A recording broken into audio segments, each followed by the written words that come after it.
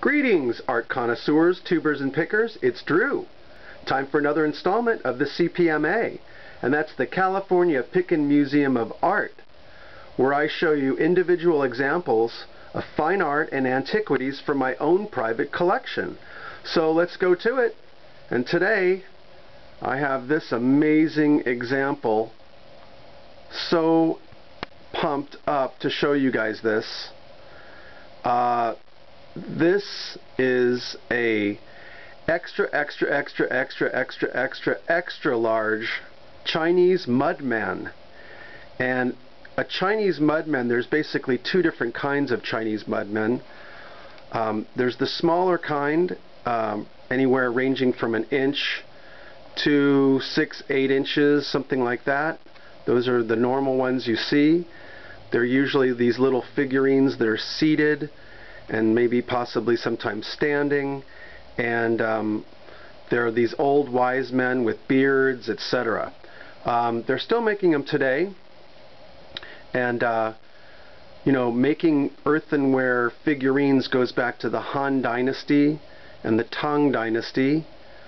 Way back, the Han Dynasty was BC, so it goes back that far. They used to make these earthenware figurines that they would put into tombs of the dearly departed to accompany them to the afterlife. And in the Han Dynasty, there were basically, a lot of them were just terracotta earthenware, and then in the Tang Dynasty they started to glaze them. So you'll see a lot of amazing glazed pieces coming out of the Tang Dynasty, and that's really one of the heights of Chinese ceramic making, is the Tang Dynasty. Now sure, we had the Ming Dynasty with those Ming vases, and of course we have Song Dynasty, and the other dynasties were amazing at making ceramics as well. But I believe it all started with the Han Dynasty. Then, much later on, the Chinese, after they would finish their rice production, needed another industry to produce income, so they started making these little earthenware figures for export. And you would often see them in these little small displays that were similar to Japanese bonsais, and the Chinese were the first to sort of develop those little horticulture scenes, and they were called, I believe, panjin, something like that. And they would often incorporate little small rocks and moss and these little small trimmed trees, and they would also accompany them with these little small mudmen. And this is the type of size of mudmen that you would normally see. It's about 1.5 inches tall. He's a really cool guy. He's antique. He's probably around 1910, 1920, somewhere in there, give or take a decade. He's got a great crackle-lure finish. His head's been repaired. Very often these guys have breaks, and they're often repaired. So that's that size that you would normally see, 1.5 inches to 6-7 inches. But look at this version. Tremendous. Stupendous. Ginormous. Gigantic. What else could I use? Look at this, guys. 24 inches tall. You're never going to see them that big. Now the larger ones, I told you there were two different types that I'm learning about. These larger ones would be featured on top of a roof system, at the edge of a roof, as you would come into a very wealthy person's home. And these would be to be like a protector and a greeter at the door. You know, they would be sometimes immortals, wise men, sometimes warriors. I have another example of a warrior riding a foo dog that's just amazing. I'll have to do another video on that. But they would often hold these mudmen would often hold an item, and the items would range from a bowl, a sphere, a basket, a scroll, a fish, a flute. I mean, there's been those, but I've never seen one like this holding a bat. This larger one, this huge one, is holding a bat.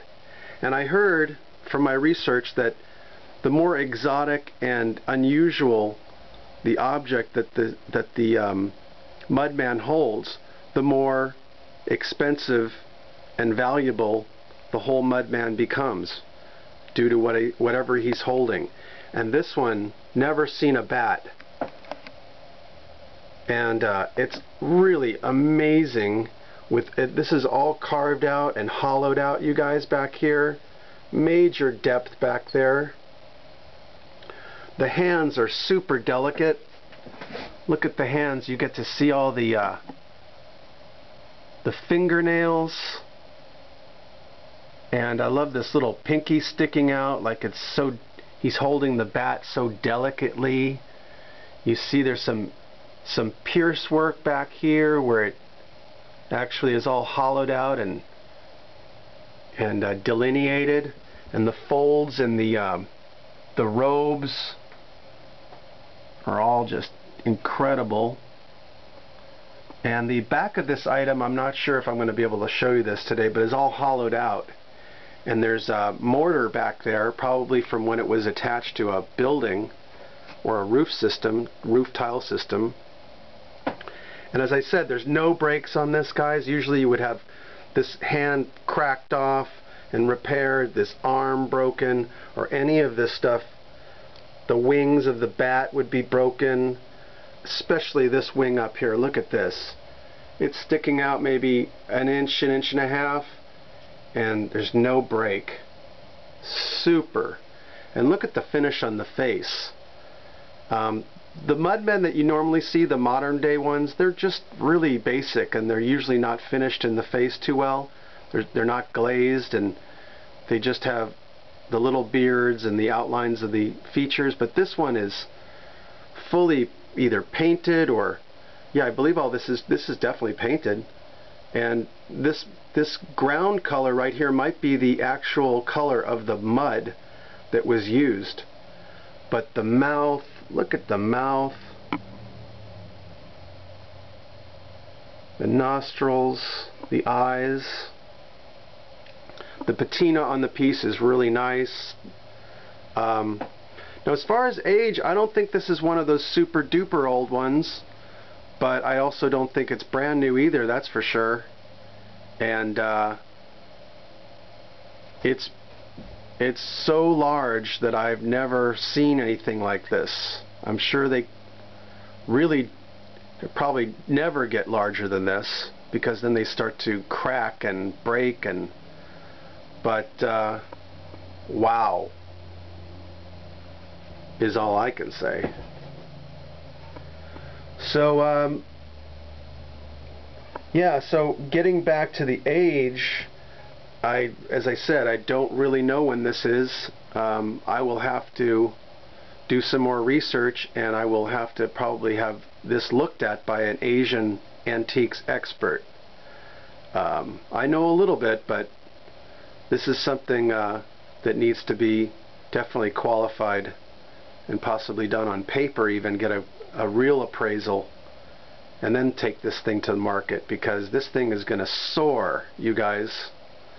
As far as the prices on Chinese mudmen on eBay, I looked at some completed bids, completed auctions was the word I was looking for, and I saw that one sold a much smaller one, probably was 15 inches, 16 inches. It sold for, and it was 16 by 5 inches wide. This one's 12 inches wide by 2 feet tall. That one sold for around $700. Now the market for Chinese antiques and collectibles has gone way up. The Chinese are now buying back a lot of the antiquities that left their country through the export process, and they have a lot of money now in China, so there's a lot of wealthy Chinese buying back their history, and so Chinese antiques are hotter than ever, just know that. So that one, as I said, went for $700. This is, you know, so rare for the size and quality that this is going to sell in the thousands. It wouldn't surprise me if this would just go off the chart also. So I'll just have to let you know, I got this great base that I was using for something else, but it fits right in the back of the thing, because this is not meant to stand on its own, and it weighs quite a bit, and it's totally unbalanced. But I found that great stand for it to go on, and it's pretty darn secure right now, which I'm feeling really happy about. So now he can stand up. So anyways, that's me, Drew, and come on back to the CPMA, the California Pickin Museum of Art. Alright people, please subscribe, hit some likes, and come on back. Keep on picking your fine art. Cheers.